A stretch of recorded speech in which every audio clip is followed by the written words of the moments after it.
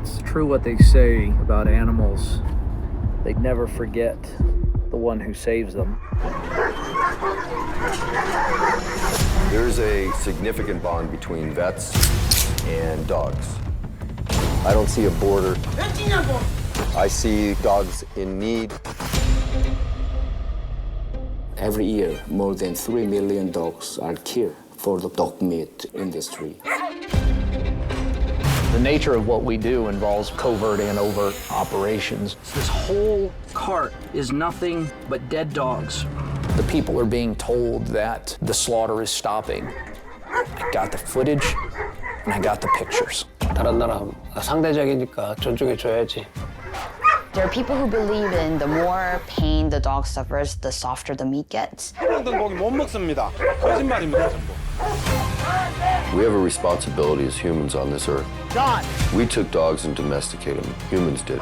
he's killing dogs here. And we cannot betray their love, their trust, their loyalty. This directly contradicts everything that the government has been saying. He's killing dogs. This is a war.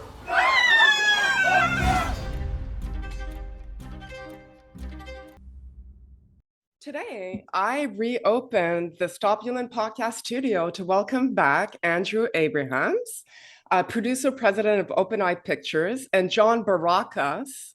I'm not sure if Barocas of Canine Global Rescue, and this exclusive interview on Dog War, the first feature film on the topic of the dog meat trade. Dog War with Andrew as my guest was the first episode of the Stop Yulin podcast that aired back in October 11th, 2019, almost 5 years ago. Wow. And John of Canine Global Rescue was my second episode.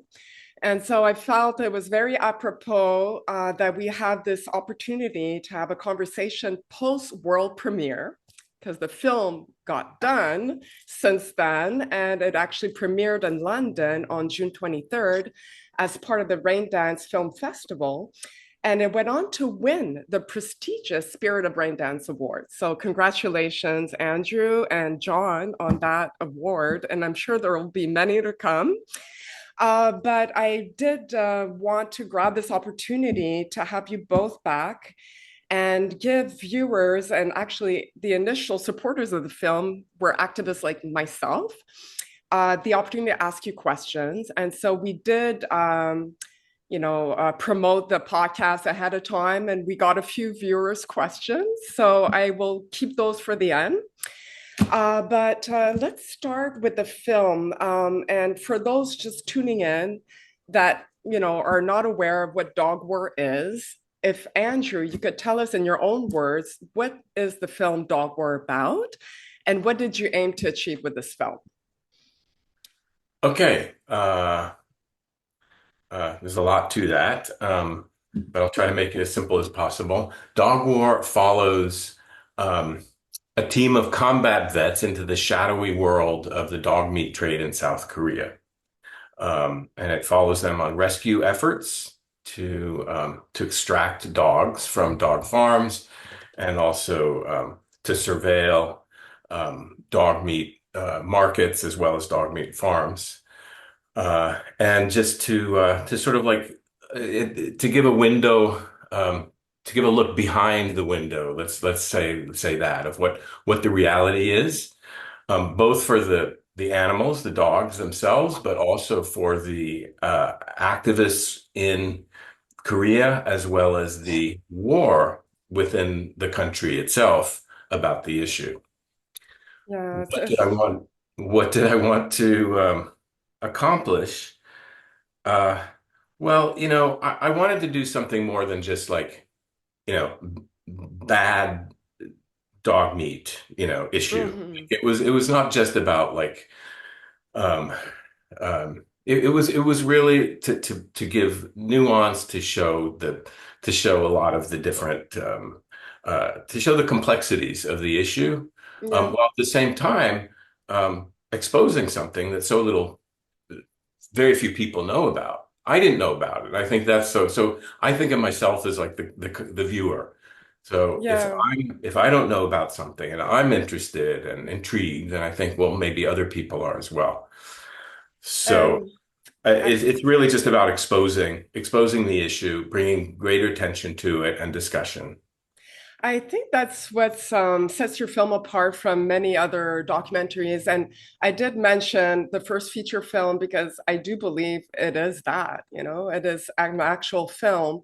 And it's not like a documentary that, no shame in that, It's not a promotional film, put it that way. Exactly. And it's not, you're trying to bring different sides of the equation, because there are some dog meat farmers and this has been their livelihood, their whole, family for generations and generations. And so you did not want to push your own views and opinions on the audience. You wanted to uncover it as they would. And so I think that's really important about your film, and what I think is the reason why you won that award and will probably win many others. So I just want to bring the attention to, Andrew, you're the founder of Open Eye Pictures, and what that is, you won many awards in the past. It's a nonprofit organization specializing in the production and distribution of creative educational media. And your past productions, they did tend to focus mainly on human issues. If we look at a film like Under Our Skin that discusses Lyme disease. So, of course, people at home might wonder, like, what made you take a different path with this film and tackle an animal rights issue like dog meat? I believe it was a friend of yours that introduced the topic to you. I'll let you speak. Yeah, yes. I think what it has in common with other projects that I take on is that I think that if you go to the website Open Eye Pictures or openeyepics.com, it says we open eyes, hearts, and minds, and it also says curiosity, compassion, and there's one other C. There's one other C word, but I can't remember what it is. But so it doesn't have to be human beings. I mean, Right.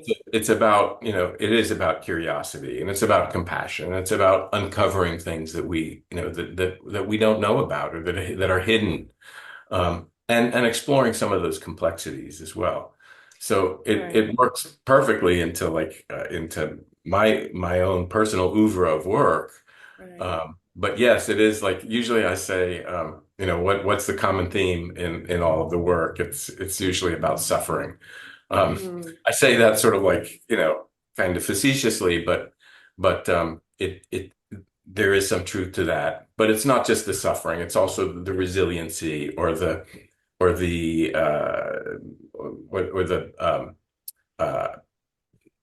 compassion, or the thriving, to the desire to overcome. Yeah.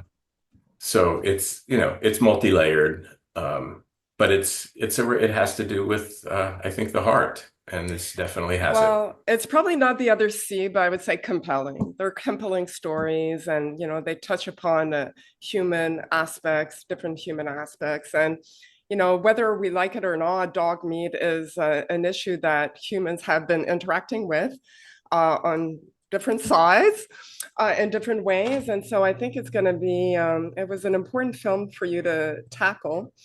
The other C, by the way, was creativity. Creativity, yeah, that would make sense. That's important. This is one of the viewers' questions, but it happens to be mine as well. And we did touch upon it on the first episode, which viewers at home, you can check out the link, because I think I would encourage you to look at that episode, even though it was my humble beginnings and it was a little rough, but it was still a very, very good conversation. Why did you choose South Korea as opposed to, maybe China that has a very large dog meat trade? Okay, well, this is a good sort of intro into John, but also I chose it because I chose John and Canine Global. That's why. That's why they were operating. So this was, to me, that was the entree into this issue. That's what made it interesting, intriguing, compelling, different. was the idea of a team of combat vets who has sort of made it their mission now to save dogs throughout the world. Well, then the obvious next question is, how did you two connect? Like, how did you know John before No, no, embarking? no. Okay. We were connected. We were connected by Jeanette Warren. Jeanette was the person who came to me. She's Right. very active in this community. She came to me. She told me she's the person who brought this idea to me, and I think Right. she was also the one who referred me to John and K9 Global. And how was the initial introduction? Because, I guess, okay, so I think this is where I would talk about you, John. We'll talk about a little bit how you came to create Canine Global Rescue, which is, want to get my words right. It's a US-based NGO 501c made up of former military veterans and volunteers from different countries working in cooperation with rescue organizations, government, and disaster relief agencies worldwide for the humanity of dogs, and all without a voice. So you've tackled over the years many, many issues, mostly involving animals, I believe. Let you speak about your Canine Global Rescue, when you started it, what compelled you to start it. So my group had been rescuing dogs for a very, very long time. And, it started out with just dogs. Over the years, it's expanded to all animals, whether it be donkeys, horses, anything that we see, pigs, cows, sheep, geese, just all, well, funny story. Today, I just happened to save a few geese that I was called to. Yeah, they had wandered into a Traffic? grocery store. No, A grocery store. store. They Oh my decided they God. were going to do some shopping today. Like, So we know the man for this. yeah, and the grocery people see me all the time. So they called me, and I went over there and herded them out of the store. But anyway, Adventurous morning. yeah, it was actually. So we, the initial team I had, we started in Thailand back in about 2005. And Oh, we wow. started saving there. Yeah, it's been a long time. So a very long time. And that wasn't my first introduction into the dog meat trade. I had that in Thailand in the mid 90s. And so Oh, wow. I made a decision at that point. And then I was talking to some friends, some combat veterans, and we decided to form a group because their love for dogs, first and foremost, they were absolutely wanted to stop what was going on. Yeah. So we started rescuing in Thailand, Cambodia, Laos. We didn't get into Vietnam at that time, but China and then South Korea. I took my initial trip to South Korea in 2011 and decided, brought the rest of the team at that point, and we went in and started just really doing some disruptive work. We weren't really saving, because Canine Global Rescue is not a adoption agency or a fostering agency, although it seems like every trip we end up. It happens here and there. It happens all the Yeah. time. Whether it was in Korea or most recently in Ukraine, we rescued dogs from the front lines in Ukraine, cats, horses, cattle. We've had every kind. We've had lions. We've rescued lion cubs. We've rescued just about everything that you can think of in Ukraine. So Wow. it really, I know that Canine Global Rescue, canine, is kind of a misnomer at this point because we're doing just about everything. It is our main focus, but we're never going to leave any of the animals that are in distress behind. So, No. And then in Ukraine, it became a lot of humanitarian aid. We provided a lot of humanitarian aid, evacuations, transport from the front lines for individuals. We worked with World Kitchen, to feed people throughout Lehman and Kherson, and so Wow. we've really expanded our base. And at the moment, I've got 20 members, That's mostly for former combat veterans or veterans. so your team has grown over the years, and Oh, obviously it exponentially. Yes, had it to, has. right? Yes, I Uh, couldn't, I couldn't, I couldn't do it myself and three other guys. It just, no. it got to be a lot. It has to be a lot, and you need a network of people in different countries, obviously, to work with and Correct. collaborate with. So it makes perfect sense. So while we're on the subject, you speak about, your past in military service. And so it is known, and actually the films talks about it a little bit in the description, that you use covert operations. And so what was your initial reaction when you were approached to be the face essentially of this film, exposing you, like would that not hinder your future operations or work? Did you have So that concern? I did, but at the same time, I knew that we had to come out from the shadows, and I became the voice since I started the organization. And everybody is a lot younger than me, 20 years and plus, a lot On the younger. team? Okay. Yes, it made more sense for me to be the voice. When we were doing covert operations, my guys, we would never really video anything. Our main concern wasn't video. It wasn't, Facebook wasn't around really. The Right. video wasn't. So we were more concerned about our safety, getting in and out of a mission, disrupting a dog meat farm or a slaughterhouse, or whether it be in Thailand or Cambodia or Laos at the beginning. And then it really did turn to Korea. And I made that conscious decision with Andy, actually, after our conversation, our initial conversation, that I would become that face. And I think that was an important thing, because we can't be a humanitarian aid organization rescuing animals and not show who we are. Right. You operate in transparency as well, like you're Correct. transparent in what you do, the rescue work that you do, which is something that not every organization shares, as we've talked in the past on previous episodes. So let's get back a little bit on the film itself. Andrew, I guess this question would be more for you, because, immediately knowing how you work and how you present subjects in your film, how did you manage to keep this film neutral and unbiased on such a controversial subject as dog meat? Must have been a Well, challenge. well, I don't think that it is. I don't think that it is unbiased. I would not say that the film is unbiased.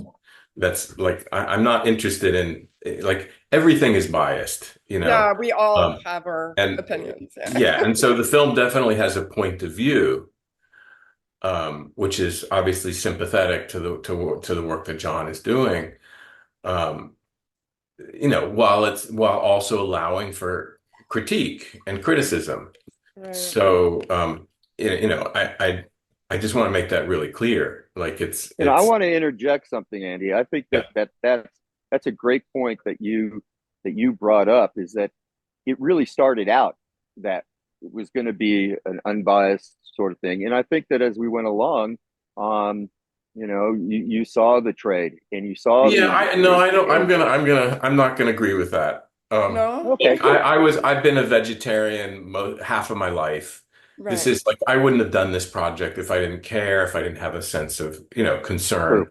for this issue. I was not just going out and like, let's see what happens. Right. Like, I mean, who cares really? Maybe I'll go to Korea and eat dog meat soup, like. Right. No. You wouldn't have done that. Yeah. So, I just want to be really clear, but I do like understand that my role as a filmmaker, not necessarily as a human being, but as a filmmaker, that I need to represent the viewer. yeah. So, the viewer is going to be asking questions. And so we need to make sure that those questions are asked in the film, are covered in the film. Right. Well, on that note, my personal question, and I'm sure other people at home are thinking the same thing.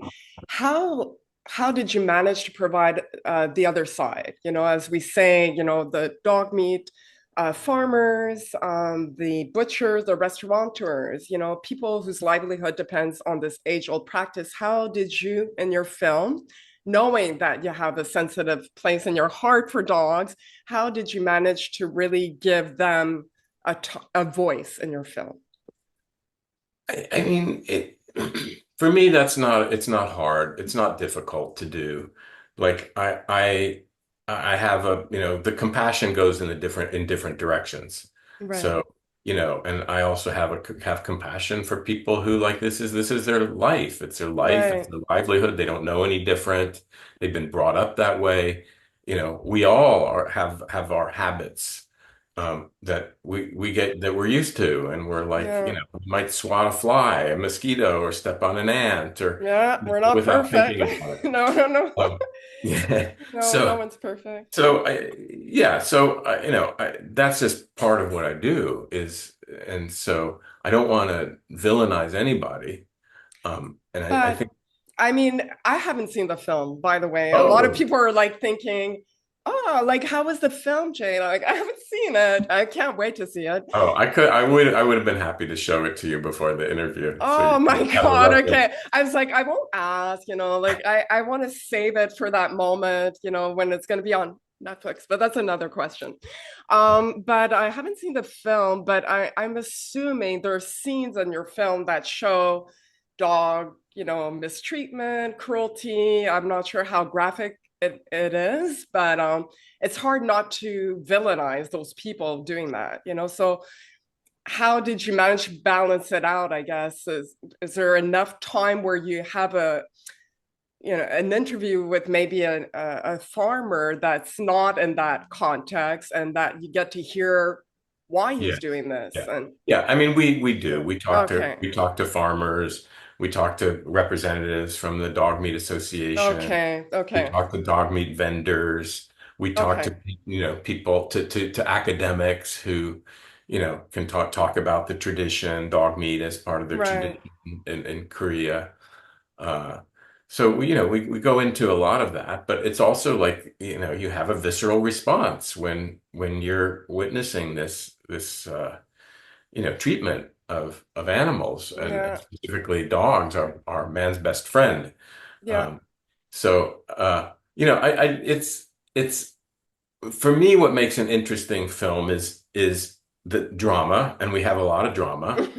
No Um, doubt. and and also like I think like some sort of like inherent contradictions, conflicts, and hence dog war. So the war is Mm, more than just the war to stop the dog meat trade, but it's also a war within Korea itself. it is.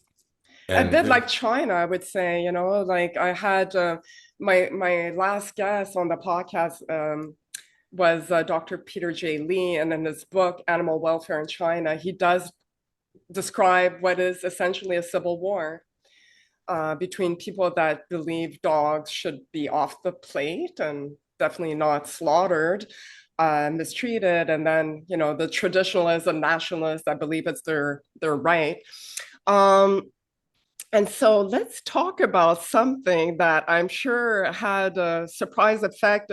Even myself, I'm a part of a global anti-dog meat coalition group, and we were following South Korea's vote back in late 2023, and the progress and like what their agendas were, and we were all surprised that it actually passed. So for viewers at home, if you're not sure what I'm talking about the South Korea's National Assembly passed a bill banning the eating and selling of dog meat. This was voted almost unanimously, 208 votes in favor, only 2 abstentees. And so it was a landslide victory, and this was voted January 9th, 2024.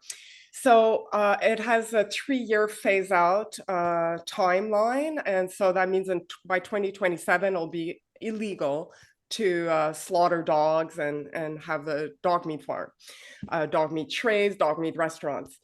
And so what was I want to hear from both of you, of course. So we'll start with you, Andrew. What was your initial reaction when you heard the news?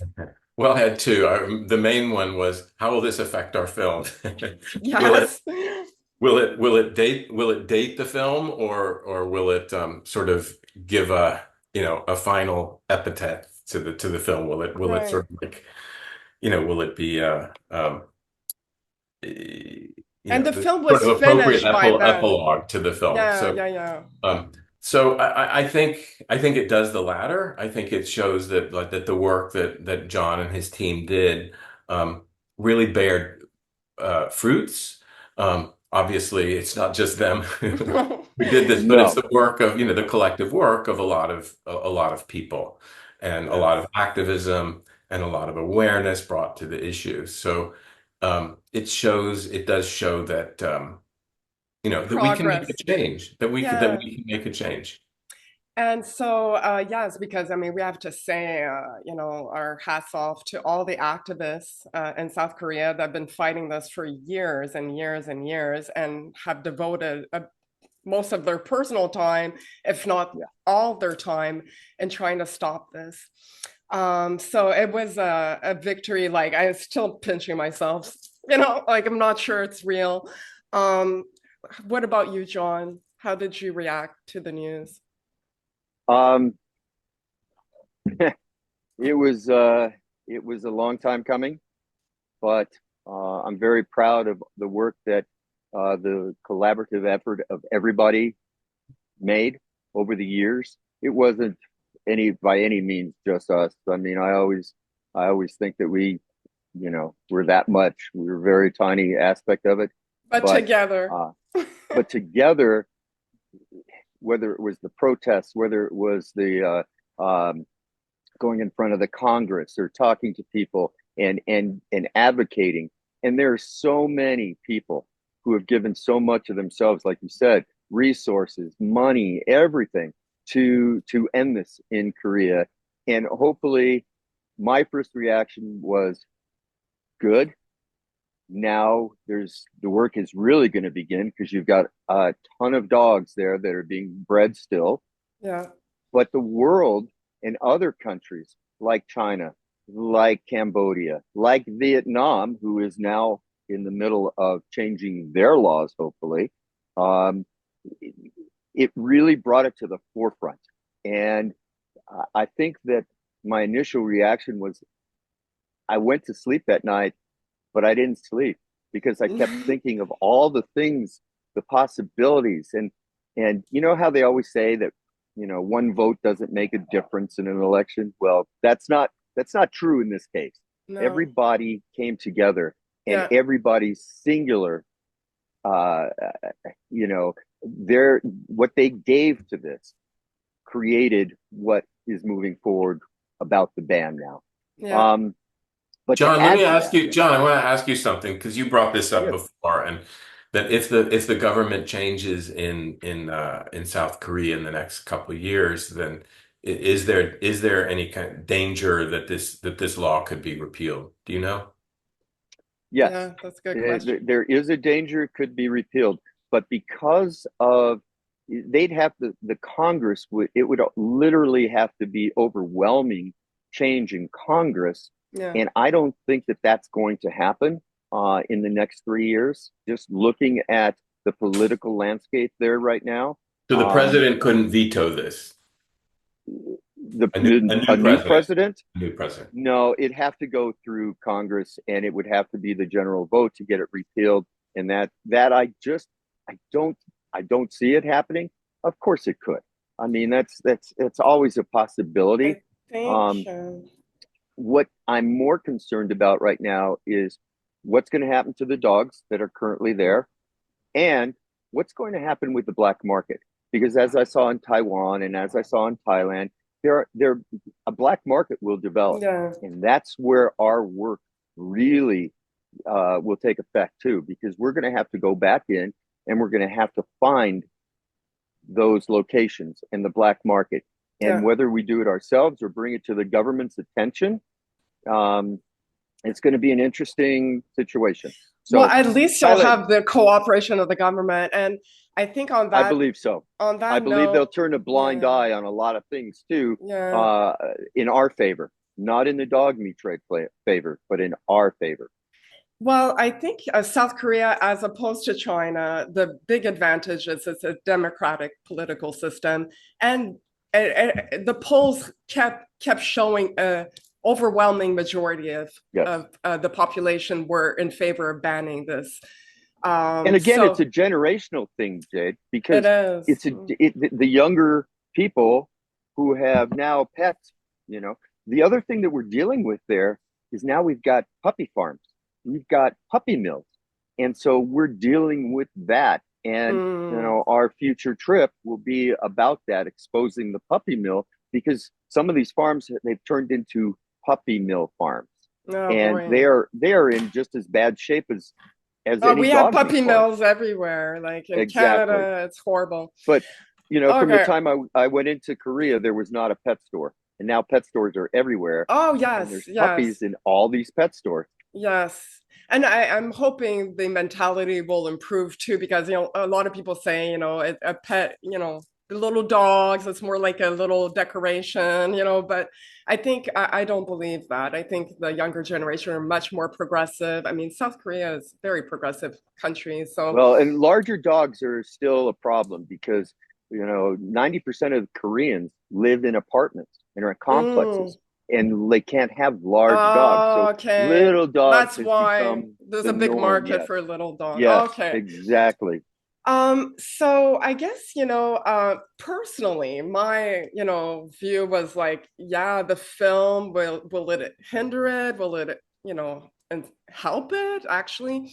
And I do believe it will help. I mean, thank God this film was done, because it's going to be seen by the masses. You know, it's going to be seen by Well, more.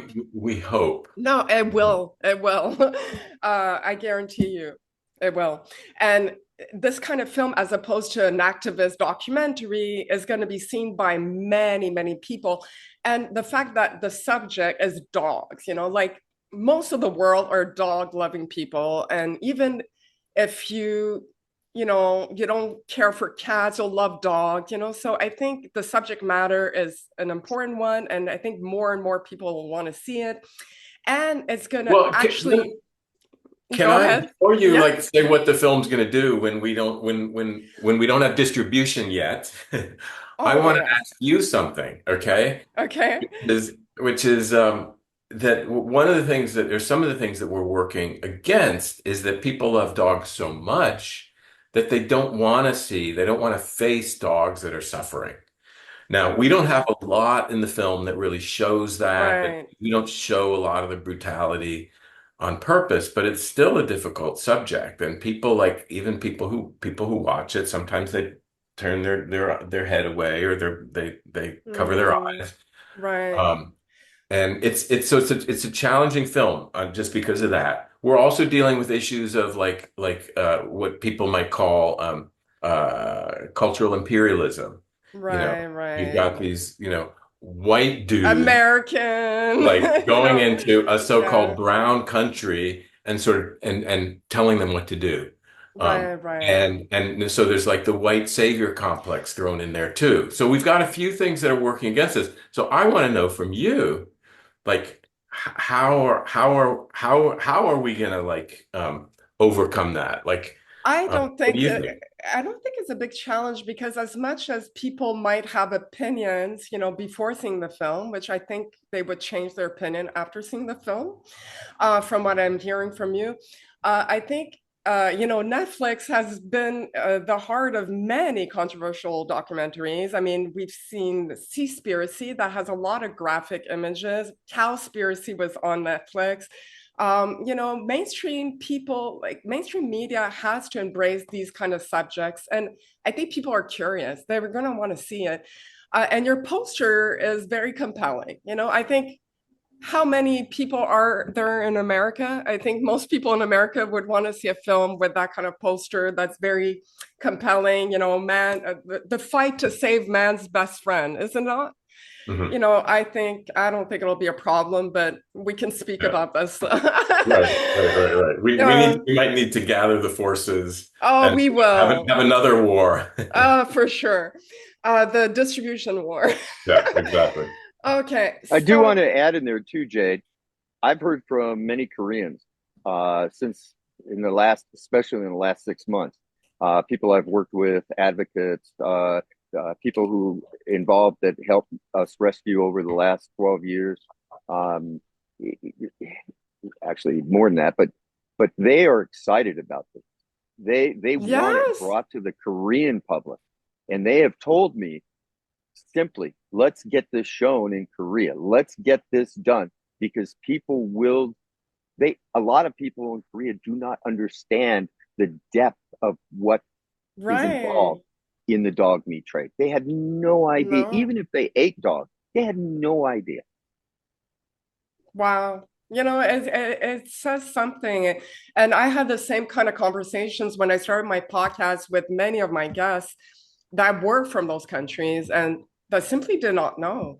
Yulin Dog Meat Festival, we knew about it. And, people that lived in China their whole lives had no idea. Nope. And, nope.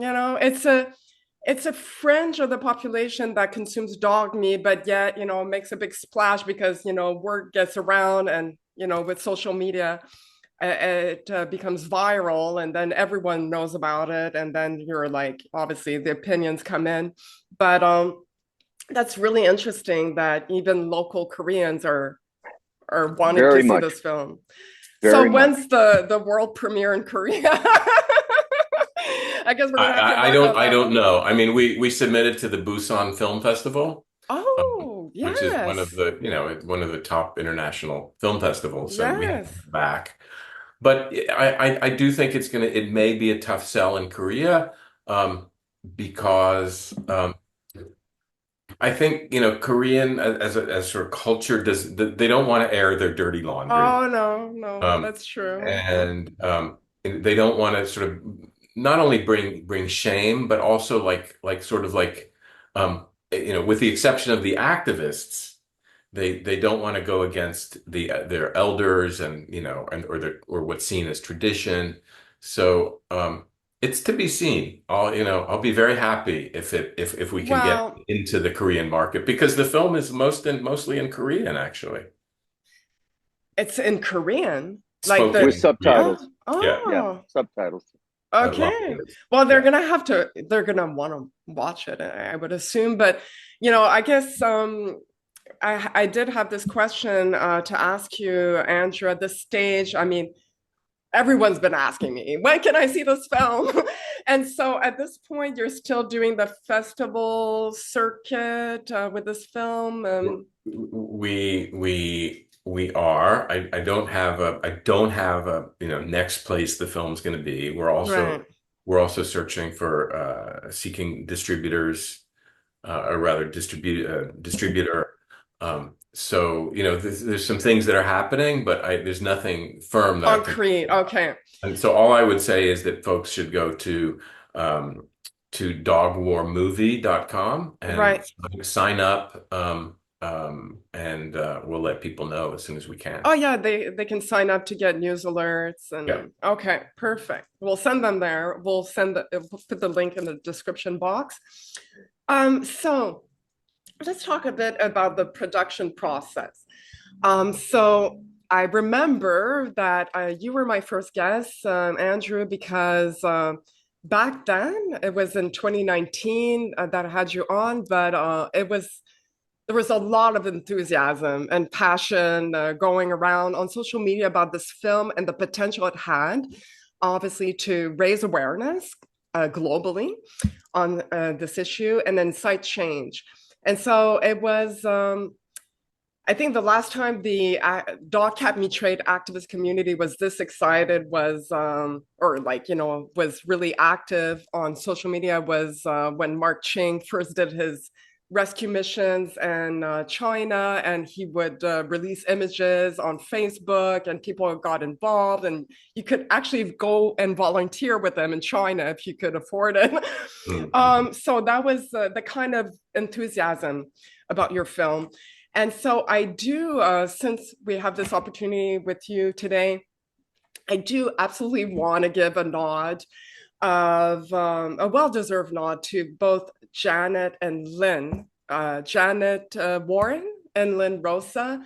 And because these two ladies, they reached out to me shortly after the first episode aired, and they were like, you gotta be part of the team. And these two ladies are so passionate. And if it wasn't for them, I mean, first of all, Janet is the one who introduced the topic to you and connected you with John. So without these two ladies, we would not have Dog War, right? Absolutely. So, Yes. Yeah. Any words that you would like to share on Janet? I'm just like there's a lot of angels connected to this project, and the first two definitely are Jeanette Warren, who brought the idea to me, because she was familiar with some of my past work, and Lynn Rosa, who came on board as an executive producer. So yes, and they never gave up, never gave up. They never gave up. They had the vision, and they were like tunnel vision. And I don't know if you're familiar, Jade, but Lynn came to Korea with us too. She did? For the film? Yeah. No, for the just film. to volunteer. Oh, to volunteer. So she got a firsthand experience of what it was like. I didn't know. She never told me that. But I know Bob, that we're both familiar. Bob came with us as well. Yeah. Did he have military background as well? Or? Yes, he was in the Navy. Okay, perfect. Okay, so Janet and Lynn, big kisses to you. Jeanette. Okay. Jeanette. I'm sorry, Jeanette. Jeanette and Lynn, big kisses to you. Shout out to you.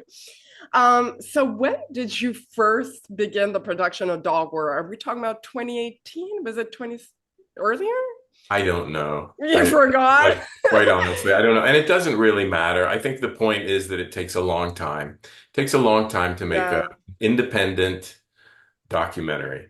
And this is independent. And that's why it was recognized at Raindance, because Raindance is one of the premier, if not the premier, independent film festival in the world. Right. Where a lot of very famous independent films were premiered, like Pulp Fiction and The Blair Witch Project.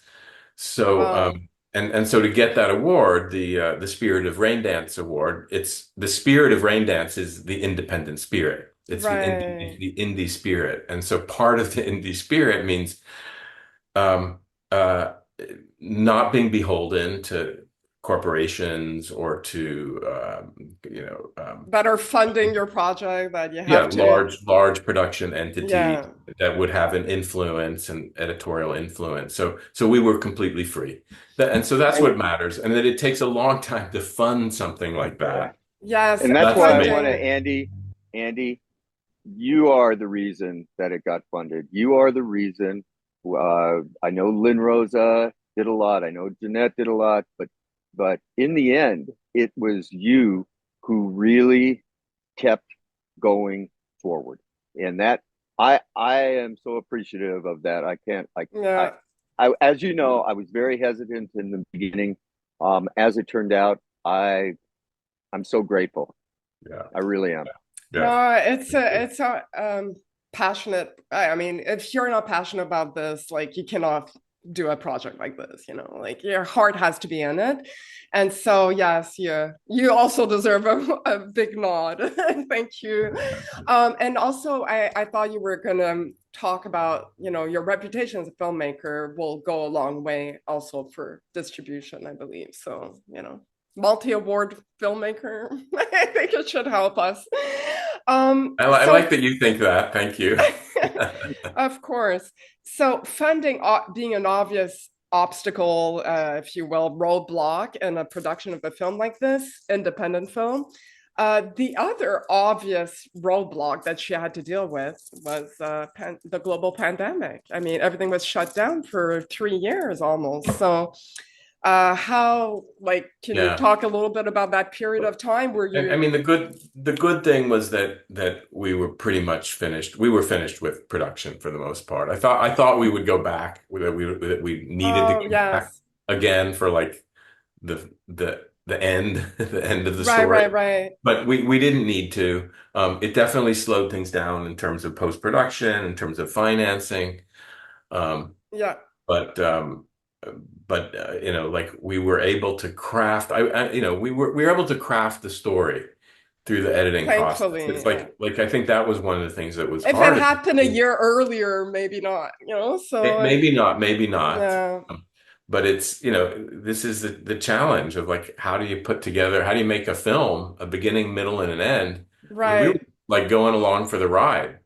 We didn't know where things were going. And just out of my own curiosity, what aspects of this filmmaking was the most expensive? I mean, is it obviously the trips to South Korea has to be, right? So No, that's not no, the most expensive. No. no, the gear, the editing. No. What's the most expensive? I mean, the post-production process is probably the most expensive.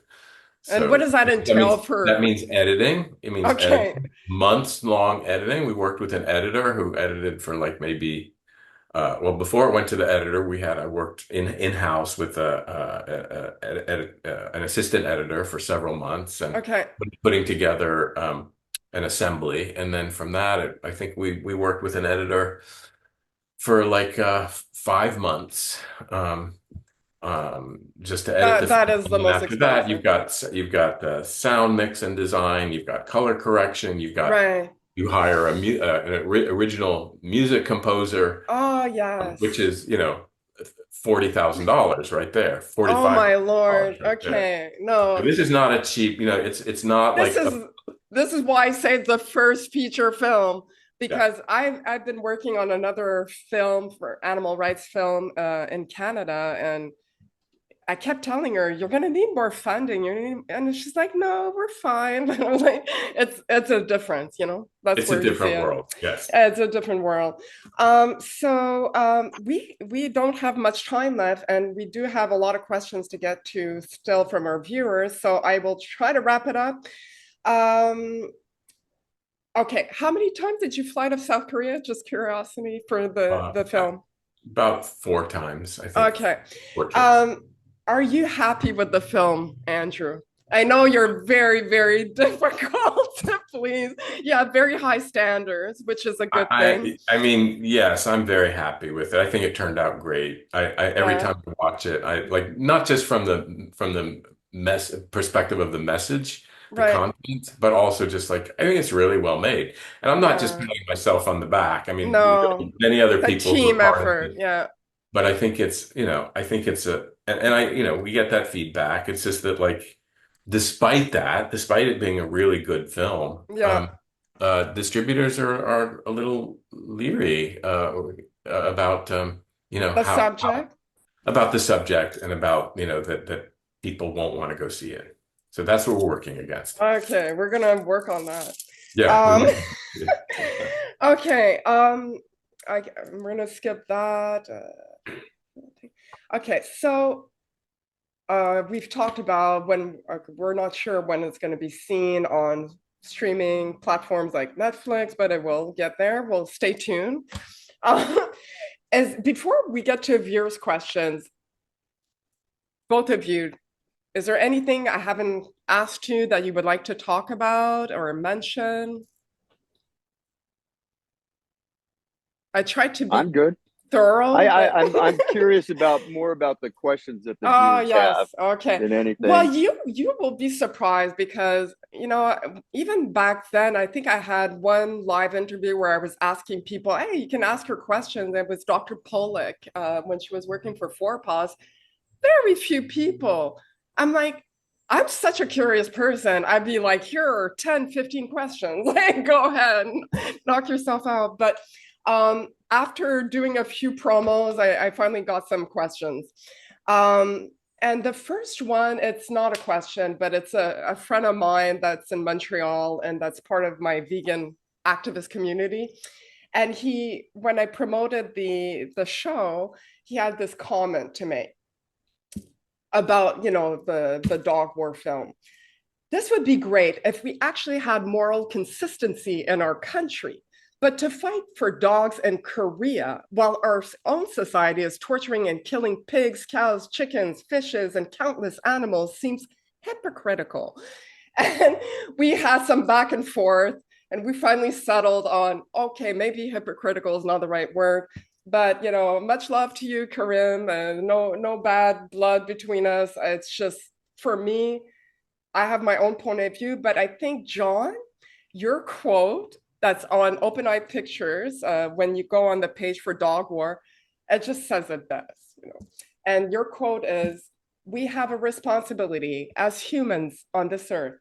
We took dogs and domesticated them. We took them out of the wild into our hearts and homes, and we cannot betray their love, their trust, their loyalty." So I'm like, can you? Well, let me expand on this a little bit. First of all, in the military, we fight one battle at a time. Yeah. Right. That's it. I'm fighting one battle right now.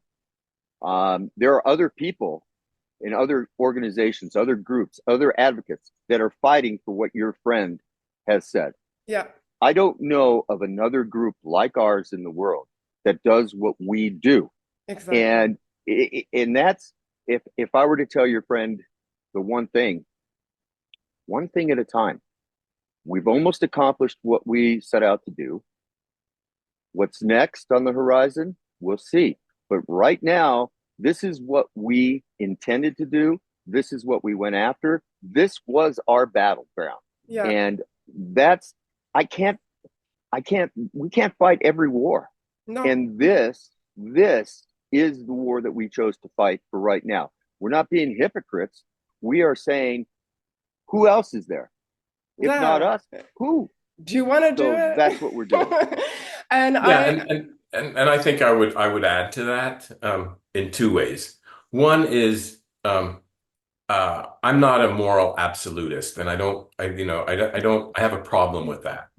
And I think so we're not making any moral absolute in the film. The film is not what the film is about. We're telling a story. That's what it is. Yeah. How many stories are there? How many books are there? Nobody's saying, well, like, how can you write that book? Because like you're not telling another story. It's, well, someone else is telling another story, and this is a story. And it's one story amidst many, many, many stories. And if someone wants to make their own movie and tell their own story, then they're perfectly welcome to. Exactly. And to make judgments about something before they've seen it is also problematic. I agree with you. My point of view, and I've reiterated it over my podcast, like 3 years of me keep rebuttaling this message. I'm like, okay, so we as activists, we fight against fur. Does that mean we don't care about farm animals and that action? No, because we chose fur because that's the low-hanging fruit. That is something that most of the world will agree is a thing of the past. Like, let's move on. We have synthetic furs that is available. Yes, it might not be great for the environment, but so is fur. It's not good for the environment. So we have to divide and conquer. We're not going to win all animal rights issue in one single action. We have to go with what's available, what's the most pragmatic thing for us to do right now. And I do believe dog cat meat trade is something we can eliminate in my lifetime. Whereas I don't believe the world will go vegan in my lifetime or ever. I don't know. I'm hoping that would be nice, but I'm too pragmatic. I'm not going to invest my time and energy on something that, okay, let's eliminate all animals from our food industry. That's not going to happen. So let's focus on dogs and cats. Most of the world considers them companion animals. So let's focus on that. Yeah. And also like getting back to like this, the film is there's activism and then there's art. Yeah. And I like to look at this film as a work of art, as storytelling. It brings up ambiguities. contradictions. Contradictions exist in life. Yeah. We call them hypocrisy or contradiction or juxtapositions. It's like that's what life is, and I think that makes a good story. And to the extent that someone's moved, like brought into a story and Yeah. moved, that's how we change them. We don't change them by having someone say, "You're a hypocrite. You're a hypocrite." No, exactly. Beating someone over the head with your, like your views is not going to get it done. So, okay, I was afraid there because I thought I lost my viewers' questions, but here they are. So, the first one, Andrea asks, what part of South Korea did you film in? Kind of all over, huh, Andrew? Yeah, I mean, Seoul, mostly I'm assuming, is in there. yeah, it was Seoul, around Incheon, south of Seoul, the countryside, to the east of Seoul. We didn't go all the way southeast. Jeonju, Busan? we went to Jeonju. So I mean, there's all.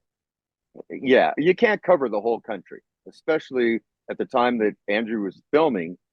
There were probably 3,700 meat farms at least. No. So it's hard to you can't cover the whole country. You have to concentrate, do what you can in the locations that you can. Okay. Amy asked, does your film showcase any local Korean rescue activists? Yes. I don't know about showcase, the word showcase, but yes, we have an extensive interview with Nami Kim. Okay. And So that was another her, question. yeah, and so she talks a lot in the film and talks about her work and also how she got into it as well. Okay, I didn't know that Nami had a part in your film. Well, the question is anonymous. Why did you choose an American as a protagonist for your film instead of Korean like Nami Why Kim? I'm a protagonist. I love that I'm a protagonist. You You're are a protagonist. Those were the words I was using. So Yeah. they said, why did you focus on an American instead of a Korean like Nami Kim? Maybe they're a fan of Nami Kim, and I swear to God, this is not Nami asking. Yeah. Well, I mean, and that's a question. I had that Makes for question the story. Makes for the story though, Andrew, because we're not part of that culture. So we went into that culture. So Well, I'm going to answer that question because it's a good question.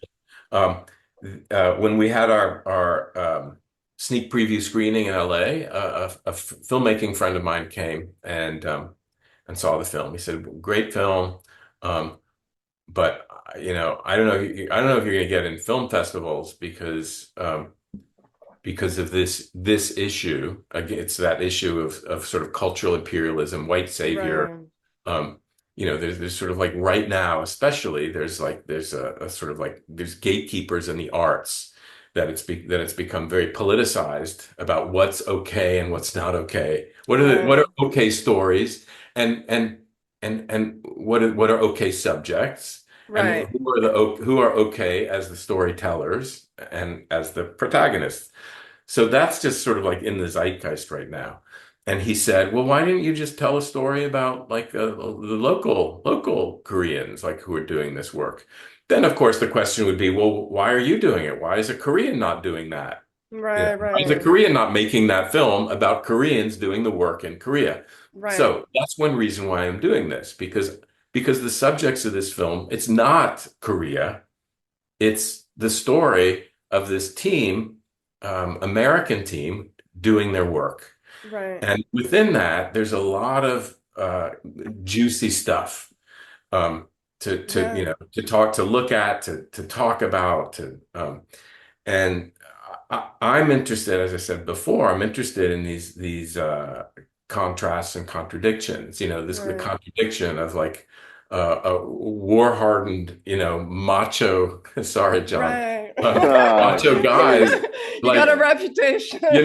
like wanting, to cuddle with dogs and saving them and Yeah, crying because they can't, and like to me, that's really interesting. It's like that those is. contradictions, like it's in those places, and it's like the West meeting the East, and the Right. question of like, is this cultural imperialism, or is it just justice for animals, or like, whatever you want to call it. Yes. And so Yeah. to me, that's what makes it interesting. There That's wouldn't what be that sparks. there wouldn't be that That's what sparks juxtaposition. change, really. Like that's when people like, oh, it's like a Zen koan. It's like, oh wow, like you're kind of shocked into something because there's something unexpected. Yeah, So I want to exactly. throw something in there too. And I've always said this: dogs don't know where they live. There's no borders that they No. recognize. Yeah. They don't recognize white versus brown versus black versus whatever. They No. don't know your religion. No. So it's it's global.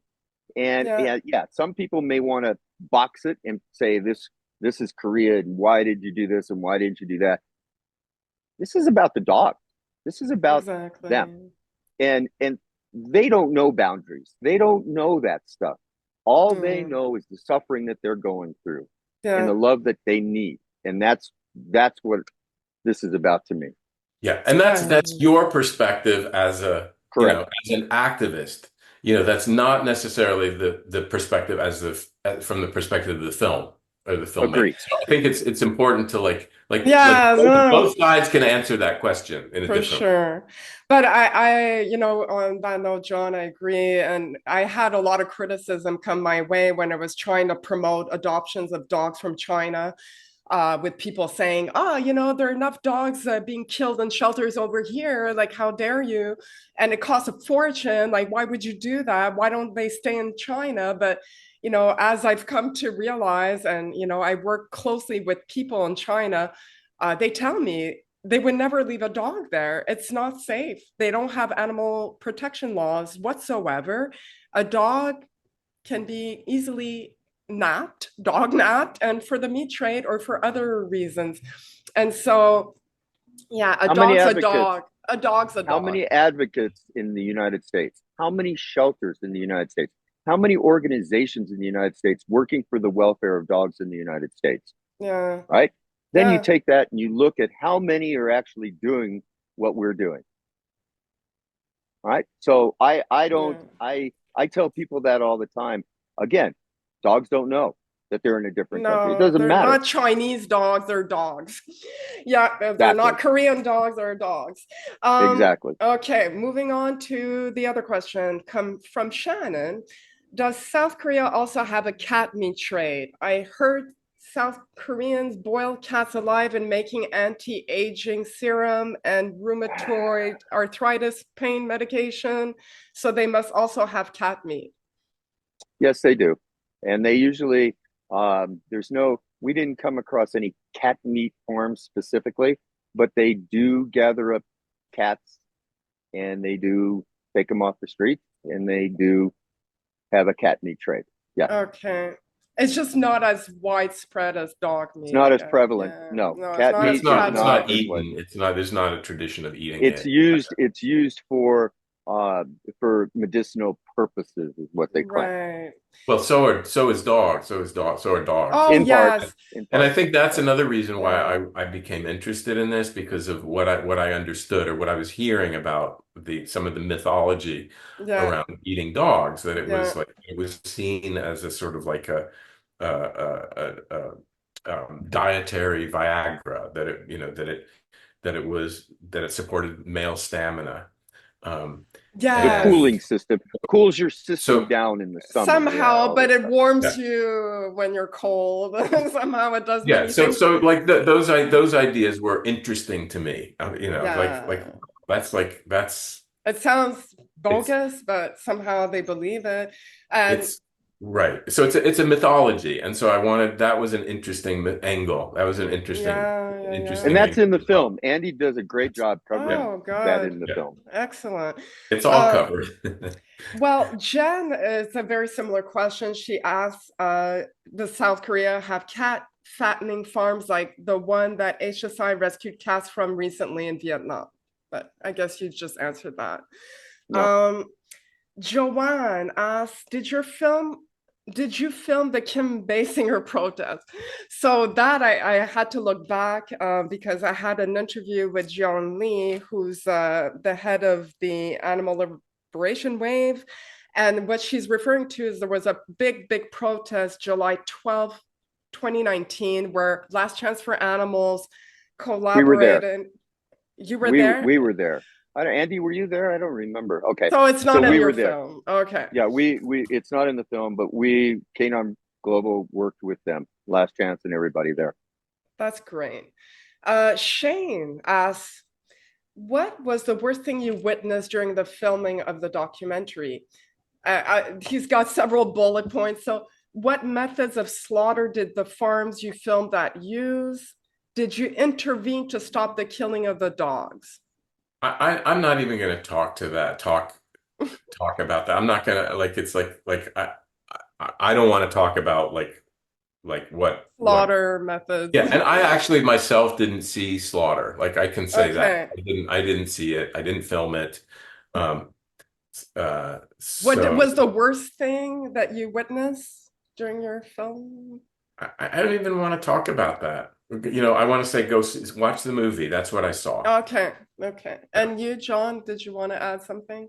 And he says that Nope. in the film. He says what Okay. he saw. Watch the He talks film. about the worst thing he saw in the film as well. Okay.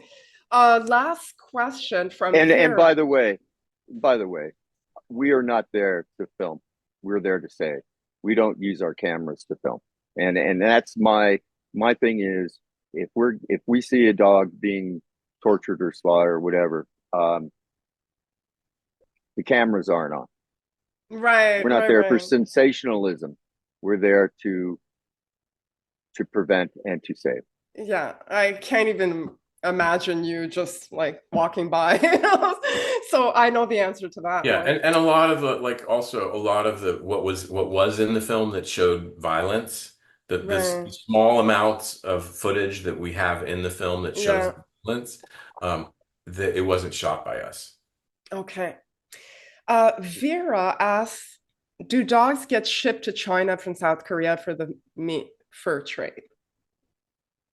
Never come across that. No. They have enough dogs in China. I think so. That was my opinion, but you heard it from. I've never seen that, never heard of it. No. And there's enough demand in Korea. Now, Absolutely. China ships dogs to Cambodia, and I know that for a fact. Yeah. And Laos. Well, okay, so that wraps up our conversation. Thank you so much to both of you. It's been a pleasure, and I guess we're gonna keep working on that distribution and make sure that, obviously our motivation is that we all want to see the film and want the film to gain the audience that it deserves. Yeah, and I think one way to do that for anybody who's watching this is to join like the social media aspect or movement of the film. So the Facebook page, and that's facebook.com/dog war movie. That's also the handle for Instagram. We'll put the links. Absolutely. Yeah. So join that. We need to show that we have a strong. There's an audience for this film. Yeah, exactly. Okay, so my closing thing. Yes. My closing thing is this isn't over. Yes, there's a ban that goes into effect in 27. It's not over. By far. The work still continues. So if people get complacent about it now because Korea put a ban in, doesn't mean anything. Well, it has to mean something for me because I mean we've been working our butts as far off. As we've been wanting this. Advocacy. Yes. Right. Okay. I'm saying as far as advocacy, they cannot slow down right now. Yes. And that there's other things, the dogs that are remaining in the dog meat farms. There's the black market.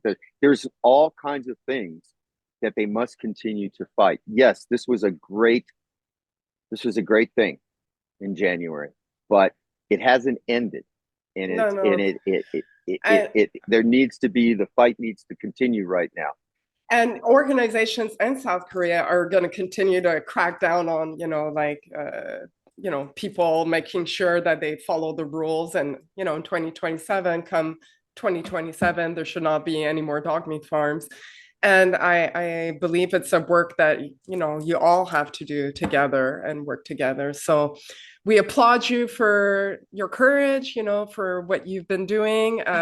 Thank you, Andrew, for, I guess, lending your talents and to making this film. That's really, really important. It's like the first feature film on this subject, and we're going to make sure that we have our homework cut out for us. So share those links. And when after you watch the film, we'll do another interview so you'll be